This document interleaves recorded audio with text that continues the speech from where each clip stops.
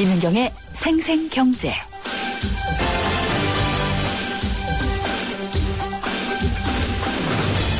안녕하십니까, 김윤경입니다. 출산 파업, 출산 포기라는 말이 생겼죠. 우리나라 여성들이 아이를 너무 적게 낳고 있어서 나온 말입니다. 작년 출산율 1.18명으로 또다시 떨어졌습니다. 그래서 보건복지부가 어제 대통령 업무 보고를 하면서 이걸 다시 올리기 위한 대책을 내놨습니다. 시간제 근로자 등이 원하는 시간에 어린이집을 이용할 수 있도록 하는 시간제 보육반을 두고 또 야간과 휴일에는 연장해서 아이를 봐주는 서비스도 제공하겠다. 이런 내용이 나왔습니다. 듣기에는 괜찮을지 모르겠습니다. 하지만 이런 대책들 늘 보고와 서류 속에서만 보이지 실제 현장에서는 찾기가 쉽지가 않습니다. 또 근본적인 대책도 아니고요. 아이 엄마인 저도 늘 총총거리면서 퇴근을 해야 됩니다. 출퇴근하시면서 아이를 봐주는 이모님이 많이 사정을 봐주시지만은 아이 낳고 지금까지 한 8년이 넘는 시간 동안에 날이 어두워지면 저는 한 번도 마음이 바쁘지 않은 적이 없었던 것 같습니다. 하나 키우기도 이렇게 벅찬데 남의 속도 모르고 둘째는 이렇게 무심코 물으시는 분들 많은데 정말 야속합니다. 왜 출산율이 1.18명에 머무는지 저만 봐도 아시지 않을까 이런 생각이 좀 드는데요. 오늘 또 김무성 새누리당 의원께서는 최고 중진 연석회의를 하는 자리에서 이 자리에 자녀를 한 사람만 가진 분은 반성을 해야 된다. 그리고 이걸 공천에 반영을 해야지 되겠느냐라는 물음에는 우리는 모두 이상화, 김연아 같은 딸을 낳아야 한다라고 말씀을 하셨다고 합니다. 근데 이게 어떤 의도가 담긴 말인지 과연 저출산 문제를 지적한 말인지는 잘 모르겠습니다. 왜 하나밖에 혹은 하나도 못 낳고 있는지에 대해서 그 이유를 짚으셨어야 되지 않을까 이런 생각이 좀 듭니다. 청년 취업 잘 안 되고 이런 것들도 출산율을 낮추는 이유고요. 근본적으로 고용구조나 보육환경, 기업 문화 이런 것들을 다 바꾸지 않는 한은 출산율은 더 높아지기 힘들 거라고 생각합니다. 예, 오늘 준비한 내용입니다. 2부에서는 아프리카 예술박물관 사태로 본 이주 노동자들의 인권, 노동권 문제를 다루고요. 3부에서는 우리나라 경제력이 재벌 그룹들에게만 심각하게 쏠려 있다. 이런 보고서가 나와서 자세히 들어보도록 하겠습니다. 김윤경의 생생경제 1부 시작합니다.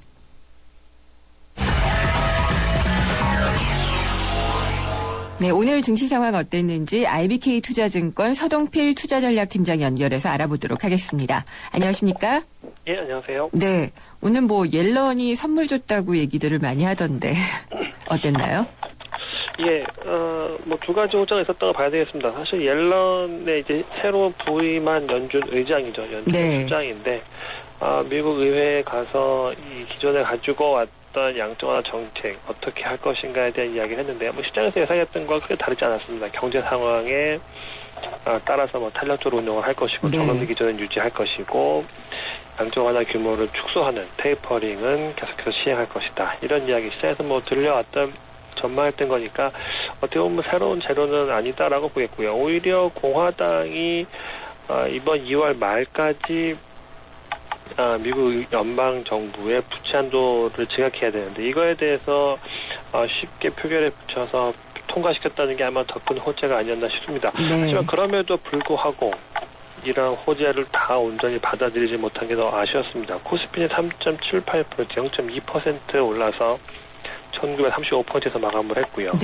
코스닥도 소폭 오르는데 그쳐서 대외 환경이 개선되는 거에 비해서 우리의 발걸음은 훨씬 더 더디게 움직인다. 이런 점은 좀 아쉬웠다라고 평가할 수 있겠습니다. 네, 말씀하신 대로 예상을 해왔던 것을 확인한 그런 수준이어서 그랬는지 몰라도 계속 1940을 넘을 듯 하다가 못 넘더라고요.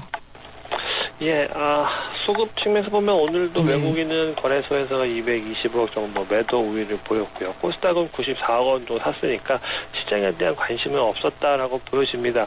다만 이런 규모의 매매의 규모다라고 하면 외국인들은 어떻게 보면 우리나라 시장에 대해서 지금은 좋고 싫음이 아니라 그냥 관심이 없는 것이 아닌가 이런 걱정도 있습니다. 그렇군요. 오늘 좀 눈에 띄는 움직임 보인 종목이라든지 업종이 있었나요? 종목 업종으로 본다면 이 중국 관련주라고 분류될 수 있는 이 철강, 금속, 그다음에 화학을 좀 꼽을 수 있겠습니다. 네. 미처 말씀드리지 못했지만 오늘은 중국의 1월달 수출 지표가 나왔습니다. 예, 그렇죠. 1월달 수출은 전년 대비 10.6%로 예상치를 훨씬 뛰어넘었습니다. 시장에서 예상할 때는 수출의 증가율이 늘어나지 않을 것이다. 0.1% 증가할 것이라고 했지만 네. 이것은 뭐 비웃기라도 하듯이 큰 폭으로 뛰어올랐습니다.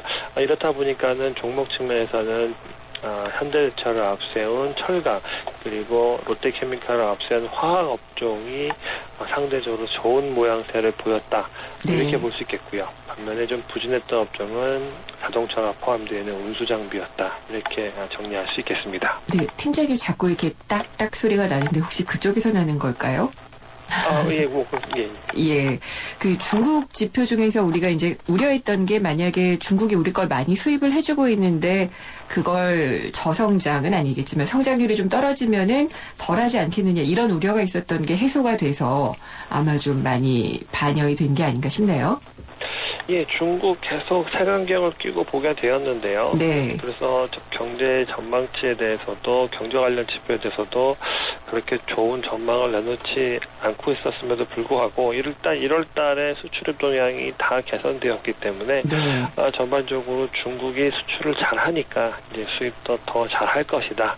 이런 기대감들이 맞물려서 일단 중국 관련주라고 분류되는 산업재, 소재의 모양새는 좋았다. 뭐 이렇게 평가할 수 있겠습니다. 네.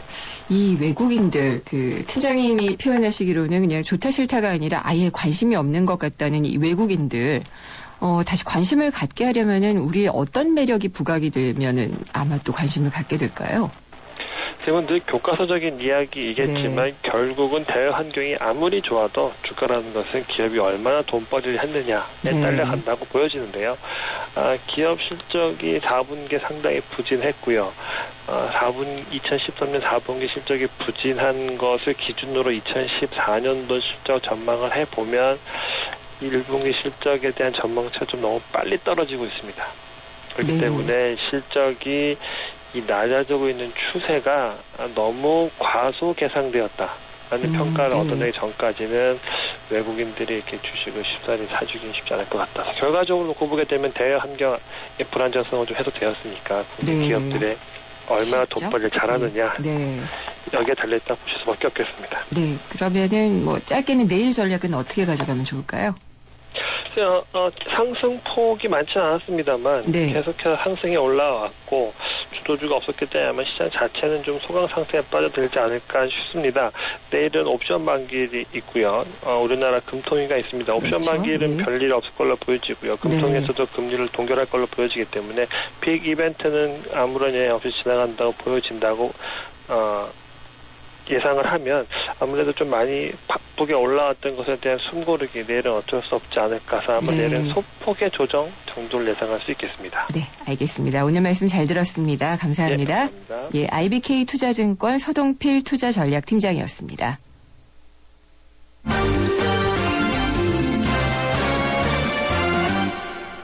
네, 오늘 주요 경제 뉴스 정리해 보겠습니다. 한국일보 이성철 산업부장입니다. 안녕하십니까? 안녕하세요. 네. 제가 오프닝에서도 얘기를 했는데 우리나라 출산율 또 떨어졌잖아요. 예, 지금 이제 아직 작년도 최종 통계는 나오지가 않았고요. 네. 일단 보건복지부가 11월까지의 출산 통계를 토대로 해서 이제 연간치를 지금 추계를 한 겁니다. 네. 근데 그렇게 해보니까 작년도 출산율이 1.18명. 네. 이 정도로 지금 추정이 되고 있습니다. 2012년에 출산율이 1.3명이었는데요. 네. 작년에 1.18명이니까 더 떨어진 겁니다. 출산율이. 더 아이를 안 낳는 나라가 됐다는 얘기가 될 것이고 예. 지금 참고로 OECD 이 경제협력개발기구 평균 출산율이 1.74명이니까요. OECD 평균치보다 훨씬 밑돈다고 된다고 OECD 국가 중에 거의 가장 출산율이 저조한 가장 네. 아이를 안 낳는 그런 나라로 지금 분류가 된다고 해도 무방할 것 같습니다. 사실 우리나라 출산율이 제일 낮았던 때는 2005년입니다. 그때 1.08명까지 떨어졌었죠. 예.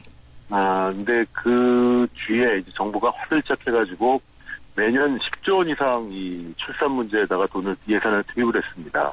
그래서 뭐 여러 가지 그 보육시설을 짓는다거나 또 이 출산과 양육을 위한 여러 가지 제도를 도입한다든가 또 각 직장이라든가 이런 단위 사업장별로 또 기업들도 여러 가지 또 시도들을 했고 그런 시도를 하는 기업들한테는 정부가 인센티브를 주고 아무튼 뭐 굉장히 많이 노력을 했고 그 결과 출산율이 조금씩 상승을 해왔습니다. 네. 그러다가 이게 작년에 다시 돌아서게 된 건데 모르겠습니다. 이게 2014년, 2015년에는 어떻게 나올지 만약에 그때도 계속 떨어진다면은 정말로 심각한 문제가 될 것 같고요. 네. 다행히 이제 올해부터 또 반등을 하게 되면은 작년에 떨어진 걸 이제 일시적인 현상 정도로 볼 수 있고 뭐 경기 침체라든가 이런 것들이 좀 반영된 것으로 그냥 일시적인 현상으로 볼 수가 있겠습니다만은 어쨌든 지금 2012년 출산율 1.3명도 굉장히 낮은 수준인데 그거보다 더 떨어졌다는 건 여러 가지 면에서 상당히 심각할 수밖에 없고 참고로 2016년이라면은요 네. 생산 가능 인구 그러니까 우리나라에서 쉽게 말해서 일할 수 있는 인구가 2016년이 되면은 정점에 도달한다고 합니다. 3,700만 명이요. 그리고 그 뒤부터는 생산 가능 인구가 줄어든다는 건데 생산 가능 인구가 줄어든다는 얘기는 경제의 활력이 떨어진다는 얘기고 그렇죠. 생산성이 떨어진다는 얘기고 성장률이 떨어진다는 얘기고 쉽게 말해서 세금 낼 사람도 줄어든다는 얘기입니다. 네. 그럼 정부는 재정이 부족해질 것이고 반면에 일을 할 수 없는 인구가 많아지니까 재정 지출은 더 많아질 것이고 이게 사실 복잡한 문제가 한두 가지가 아닙니다. 개인적으로는 이 저출산 고령화 문제가 본인의 문제에서는 뭐 여러 가지 노후 대비 이런 문제하고도 연결이 되겠지만 사실 국가적으로 본다면 이거는 뭐 정치, 경제, 사회 뭐 모든 면에서 엄청난 재앙을 가져올 수 있는 것들이거든요. 네.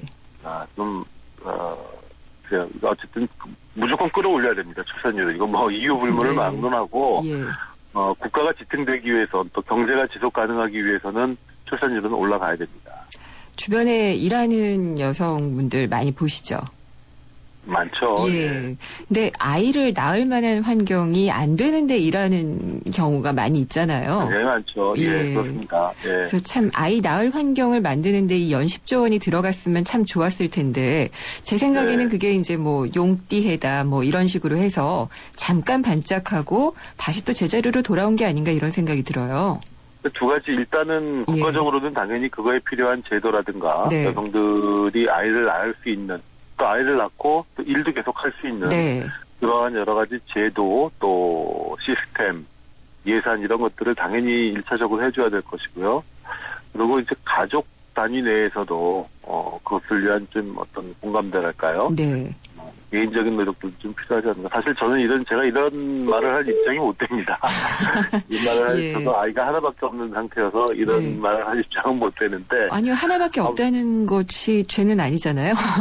물론이죠, 네. 물론이죠. 예. 네, 어쨌든, 좀 더, 아무튼, 낳을 수 있는 여력이 있는 친구들을 많이 낳으셨으면 좋겠어요. 예. 네. 저는 기업의 문화도 좀 많이 바뀌어졌으면 좋겠고, 저는 선배들한테 그런 얘기를 너무 많이 들었어요.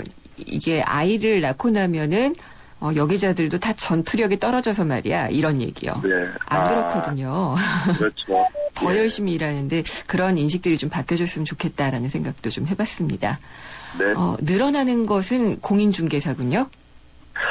이 부동산 경기를 피부로 느낄 수 있는 여러 가지 지표들이 있습니다. 네. 뭐 갑자기 모델하우스 같은데 사람들이 북적거린다거나 예.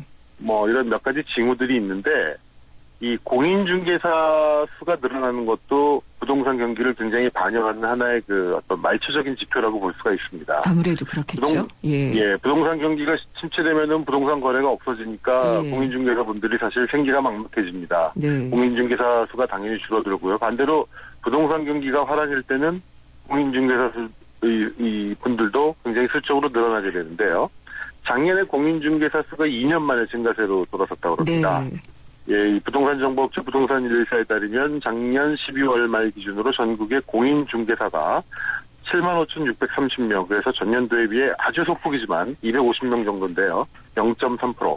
아주 소폭이지만 어쨌든 늘어났습니다. 네. 2년 만에 소폭의 증가를 보인 건데, 말씀드렸던 것처럼 이거는 이제 주택 거래량이 전년도보다 이제 증가를 하면서 결국 공인중개사라는 직업 자체가 주택을 거래를 중개를 해주고 거기서 이제 수수료를 받으시는 분들 아니겠습니까? 네. 그러니까 거래량하고 아주 밀접하게 맞물려서 돌아가는데요. 근데 이제 좀 특이한 거는 수도권보다도 지방 공인중개사분들이 많이 늘어났다고 합니다. 네. 수도권의 공인중개사는 전년보다 오히려 줄었고요. 반면에 이제 지방이 꽤 늘었는데 그건 아마 이런 이유도 있을 겁니다. 이제 수도권 같은 경우는 공인중개사 시장이 사실상 포화 상태로 봐야 될 것 같습니다. 그렇겠죠. 예. 뭐 어차피 거래는 제대로 많지도 않은데 워낙 이 수가 많다 보니까 네. 포화 상태고 다만 지방은 상대적으로 지방이 과거에 더 많이 경기가 침체되어 있었기 때문에 반등이 빠른 측면도 있고 또 아직 공인중개사 시장이 좀 넓어질 여지도 있기 때문에 예. 전체적으로 지방 쪽에서 많이 늘어났던 것 같습니다. 그렇군요. 그리고 저희 생생경제도 자주 짚었습니다마는 대법원에서 이 통상임금 판결이 나온 네. 이후에 노동자 측도 그렇고 고용하시는 분들 측에서도 그렇고 상당히 좀 혼란스러워하고 있는 것 같아요. 네, 이제 정기적으로 지급되는 돈, 일종의 상여금도 통상임금이다 이런 이제 대법 판결이 작년에 있었지 않습니까? 네. 정기적으로 모든 근로자에게 지급되는 상여금은 기본적으로 통상임금이다. 네.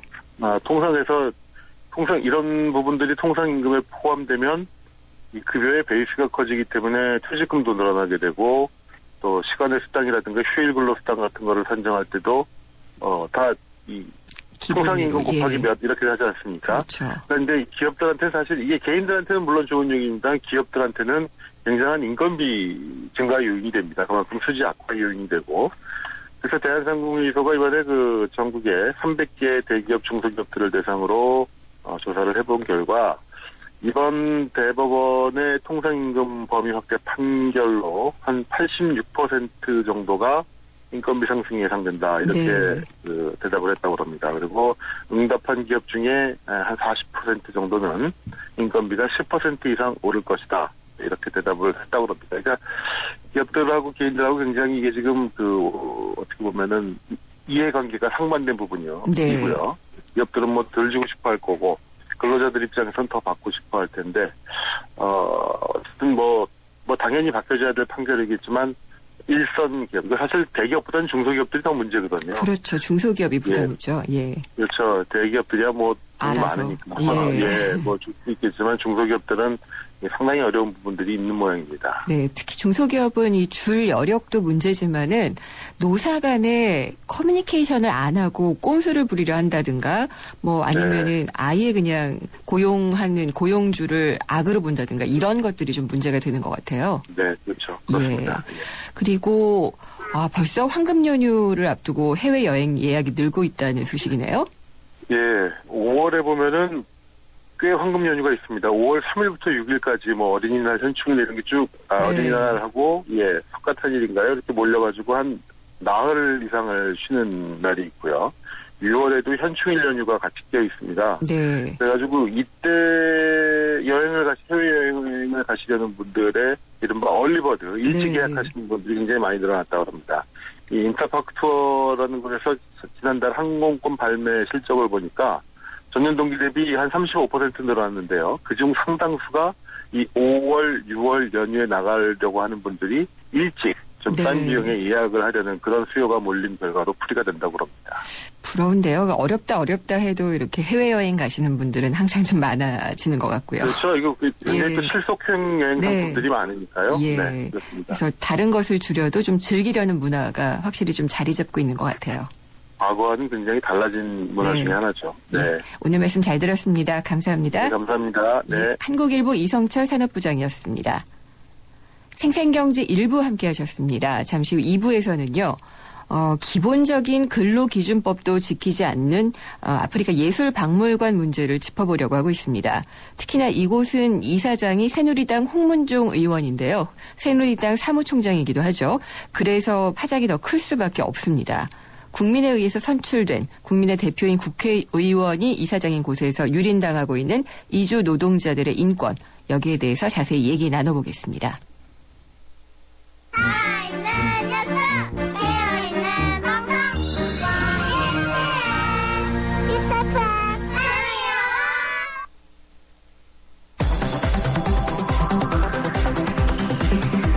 한 걸음 조금 더 경제와 가까워지는 오후 김윤경의 생생경제.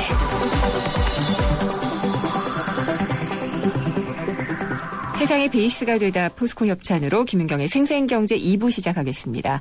생생경제 참여 방법 알려드릴게요. YTN 라디오의 앱 예스가 있고요. 또 짧은 문자는 50원, 긴 문자는 100원이 부과되는 휴대전화 우물정의 0945번. 트위터는 YTN_이코노미고요. 웹사이트로도 의견 주십시오. 여러분의 많은 의견 기다리겠습니다. 2013년 쉐보레가 국내와 글로벌에서 자체 판매 신기록을 달성했다는 놀라운 소식. 그리고 놀라운 혜택. 최대 3년 3.9% 할부 및 추가 할인. 마일리부 캡티바 1.9% 할부에 최대 80만 원 특별 할인까지. 2014년에도 놀라움은 계속됩니다. 일부 차종 제외 2월 28일까지. Chevrolet, find new roads. 나랑 결혼해 줄래? 내 속까지 풀 스테인리스로 건강하고 깨끗하게 지켜주고 아껴주고 싶으니까 쿠쿠 풀 스테인리스 2.0 에코. 매일 너와 쿠쿠하고 싶어. 쿠쿠. 김윤경의 생생경제. 이 경기도 포천에 가면은 아프리카 예술박물관이라는 곳이 있다고 합니다. 여기에는 아프리카에서 온 분들, 그러니까 이주 노동자분들이 있는데 이분들 가운데 12명이 노예 노동을 하고 있다. 이걸 고발하는 기자회견을 열었습니다. 우리는 동물이 아니다. 이주 노동자들을 더 이상 노예 취급하지 말라. 이렇게 주장을 하면서 체불된 임금도 지급을 하고 또 인종비하 발언도 하지 말아달라. 이런 것들을 요구를 했다고 하는데요. 과연 어떤 일이 벌어진 걸까요? 남양주 외국인 복지센터 샬롬의 집 사무관장이신 이영 신부님 전화로 연결해서 나눠보도록 하겠습니다. 안녕하십니까?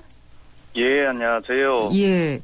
이게 아프리카 예술단이 와서 공연을 하시는 분들이라고 하던데 지금 예. 이 노예 노동이라는 게 도대체 어떤 것들 때문에 벌어진 일인가요, 이게?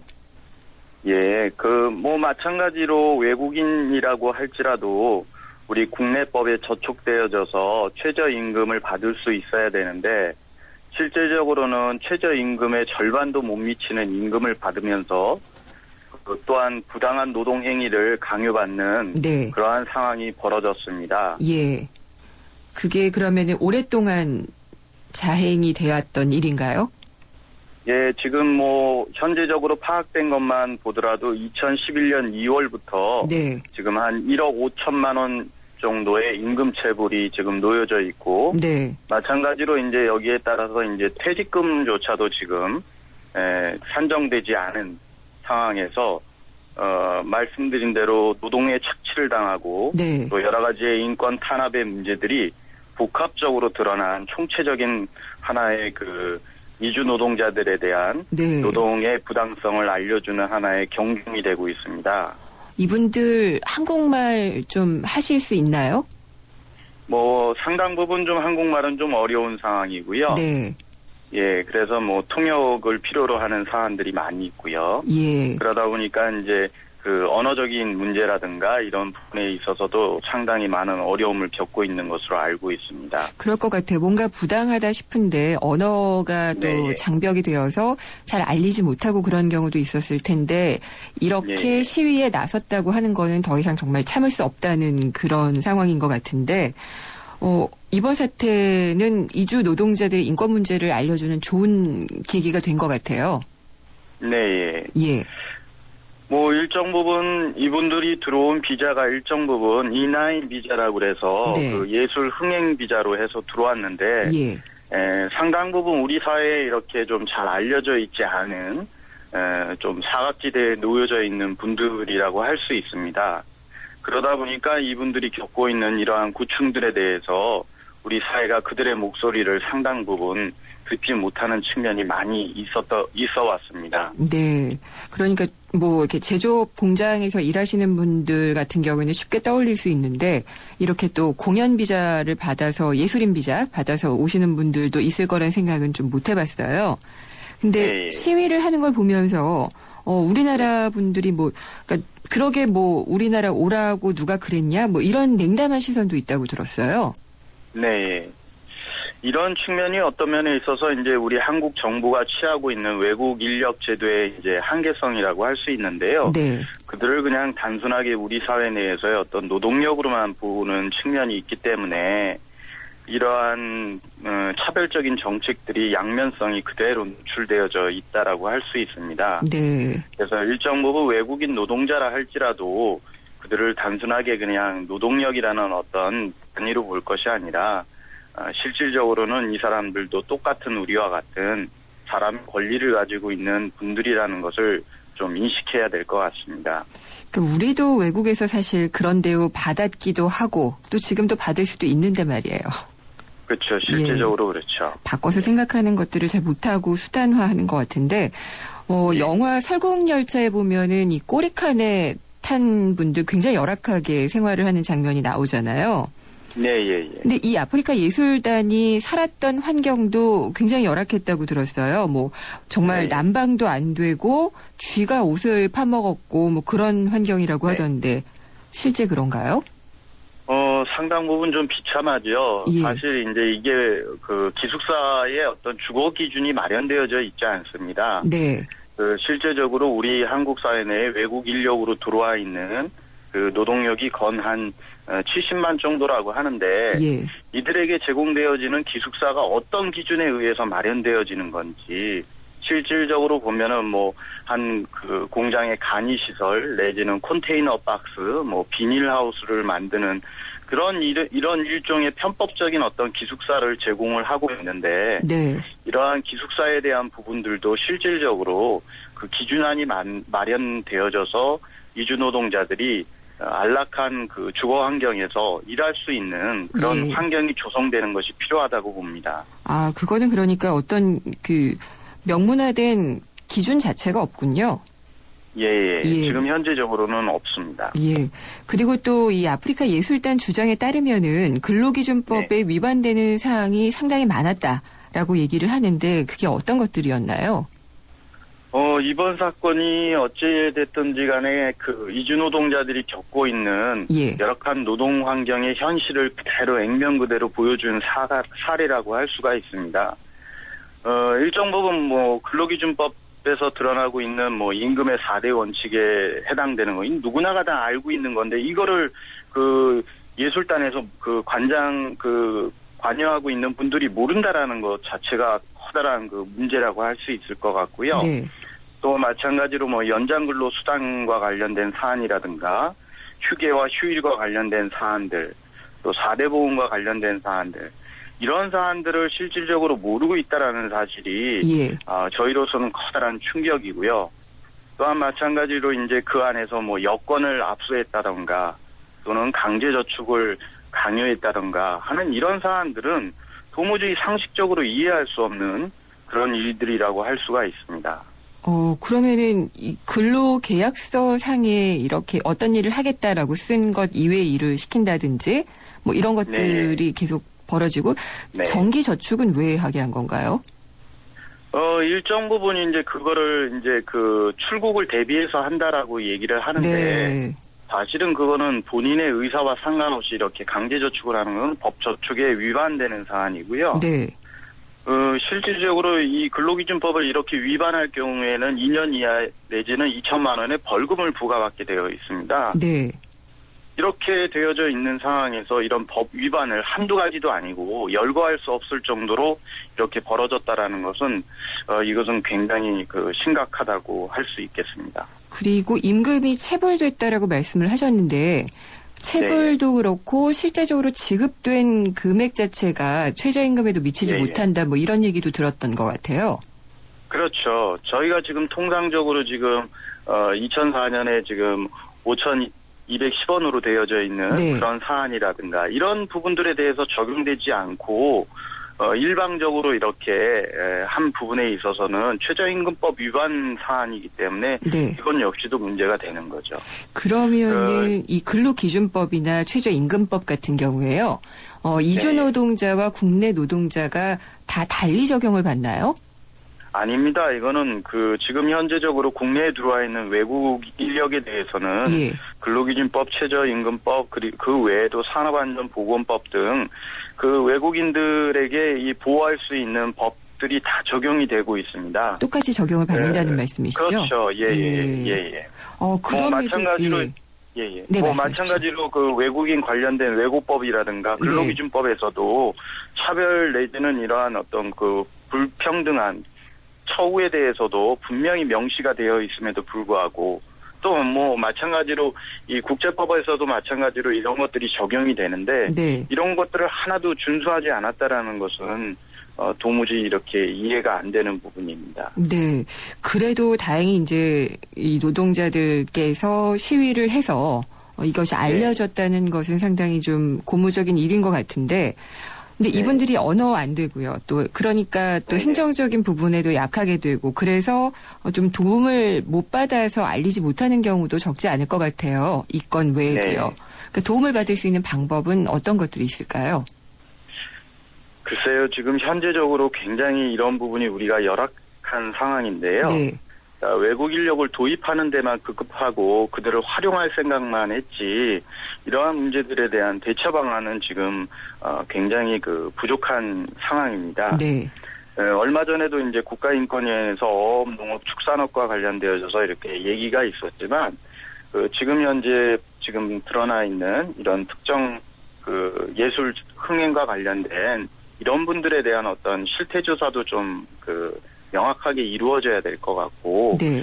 이들이 지금 이런 어려움에 처했을 때 이러한 구제를 할 수 있는 절차라든가 이런 통로를 마련할 수 있는 것들을 좀 이번 기회를 통해서 좀 대비를 했으면 좋겠다라는 생각이 듭니다. 그런 것들이 지금 어떤 법 제도적으로 마련이 안 돼 있다는 그런 말씀이신 거네요? 네. 예.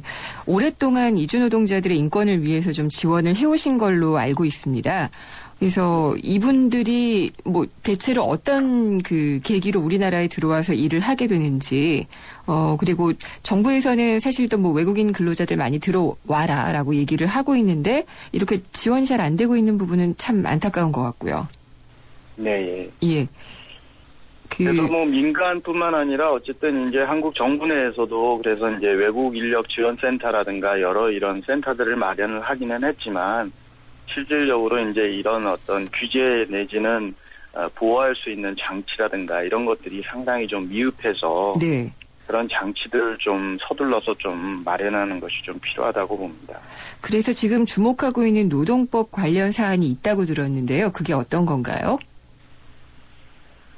실질적으로 이제 임금체불이 상당 부분 이제 외국인과 관련되어서 상당히 좀 어려움을 많이 겪고 있는데요. 네. 지금 현재적으로 지금 알고 있는 거로는 2008년 이후에 외국인 이주 노동자들의 임금체불이 200억을 지금 매년 넘어서고 있습니다. 연간 200억이요? 예. 그래서 아마 오늘도 고용노동부에서 업무 보고를 하면서 청와대에 임금체불 사업주에 대한 어떤 제재를 강화하겠다라고 그러면서 이제 근로기준법을 개정하겠다라는 얘기까지 나왔거든요. 네.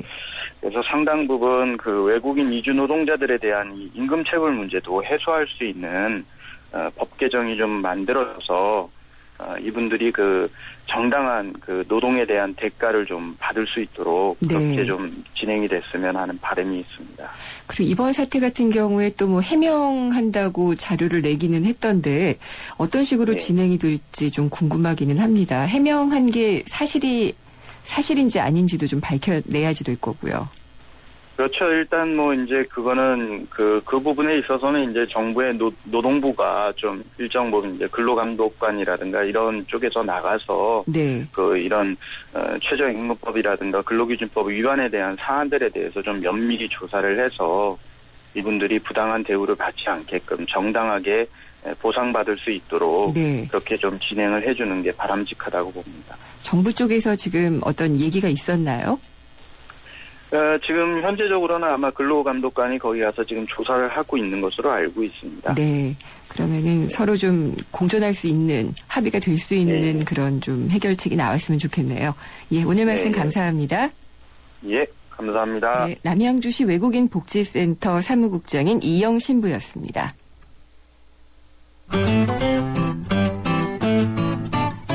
생생경제를 다양하게 만나는 방법. YTN 라디오 앱 예스와 웹사이트 김윤경의 생생경제 또는 트위터 YTN_이코노미로 실시간 듣기와 다시 듣기를 하실 수 있고 방송 내용에 대한 문의와 의견을 주실 수 있습니다.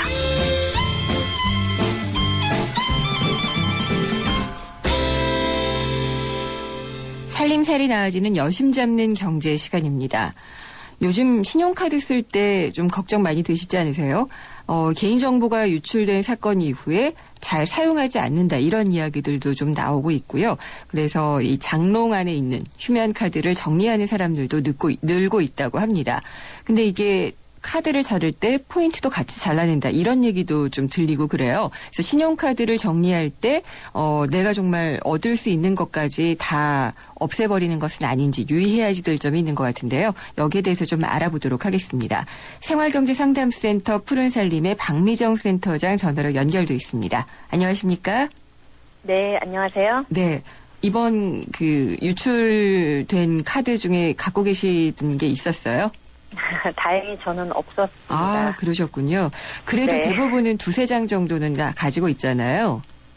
그쵸. 지금 네. 국민 1인당 평균 카드 발급 개수가 4.4개라고 해요. 예.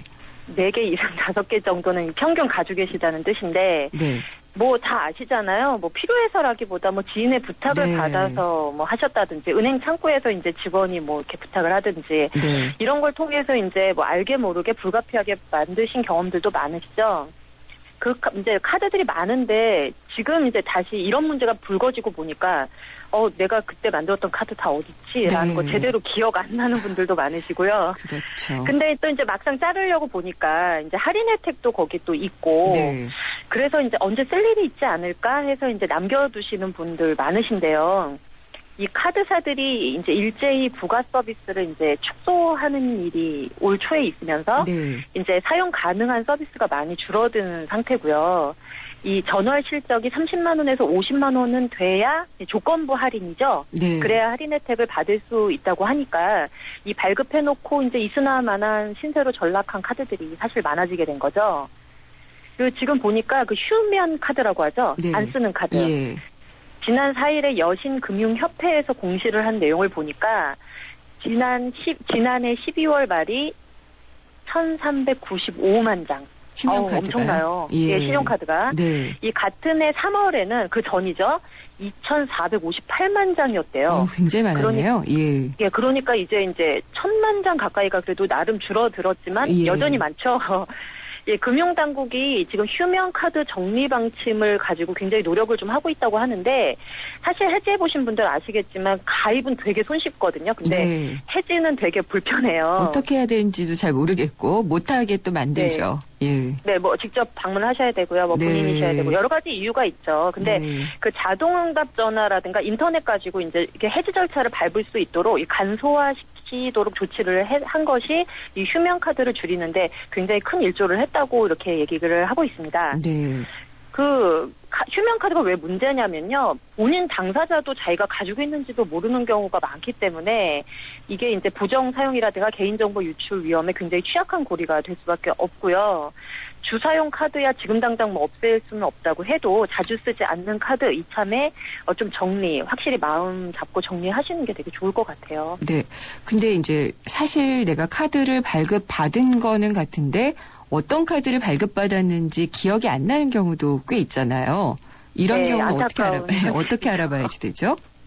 네, 그 여신금융협회에서 각 카드사의 카드 포인트를 카드사별로 이제 한 번에 조회할 수 있는 그런 카드 포인트 통합 조회라는 서비스가 있어요. 예. 이게 www.cardpoint.or.kr입니다. 아, 이런 게 있군요. 예. 예, 이거 뭐 카드 포인트라고 검색하시면 아마 나올 건데요. 그 회원가입을 여기다 일부러 하지 않아도 이름하고 주민번호 같이 본인을 알 수 있는 정보들을 입력을 해서 인증을 거치면 그러니까 카드사별로 어디 포인트 얼마 이렇게 다 조회해서 보여줘요. 네. 그래서 한 카드사에 여러 카드가 있을 때는 그걸 통합해서 또 보여주기도 하니까 이걸 통해서 아 내가 이 카드를 가지고 있었구나 이런 사실들을 좀 아실 수가 있을 것 같습니다. 이거는 그냥 제가 금방 든 생각인데 이렇게 네. 제 정보를 넣으면은 카드를 쫙 알려주면 악용할 수도 있는 소지가 분명히 있을 것 같다는 생각도 드네요.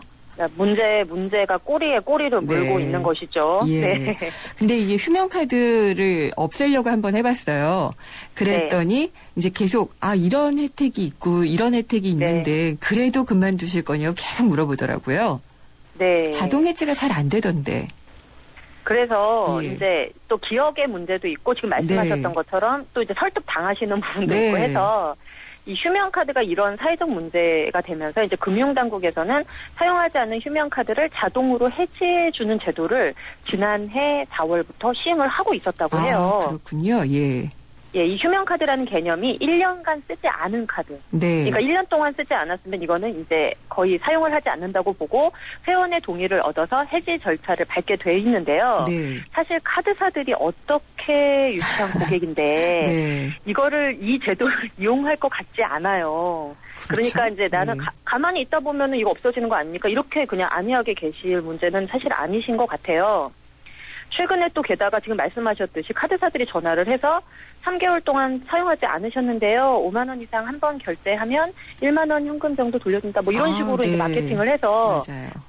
그래요? 그러면은 그거 사용하면 되나? 하고 이제 장기 미사용하셨던 카드를 한 사용하죠. 번 실적이 딱 생기죠. 네. 그러면은 요건 자동 해지 대상에서 당연히 제외가 되고요. 예. 그 카드사가 제공하고 있는 뭐 신용보호 서비스라든가 뭐 이런 소액 결제 서비스 같은 것들을 이제 결제 카드로 이렇게 지정하라고 이제 이렇게 은근슬쩍 이렇게 유도를 하게 되면 사용 실적이 소액이라도 잡히기 때문에 역시 네. 마찬가지로 자동 해지 대상에서는 제외되고 있습니다.